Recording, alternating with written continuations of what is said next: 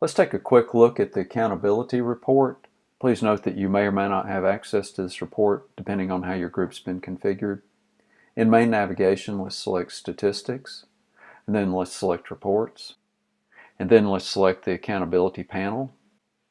Currently we have one report available, and that's on commitments. It's listed by member. This first column indicates the number of commitments that are currently open per member.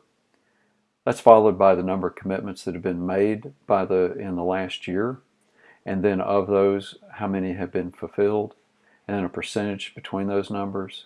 We also share the number of commitments that have been dismissed or deleted, and then we go on and also share the information on all-time membership.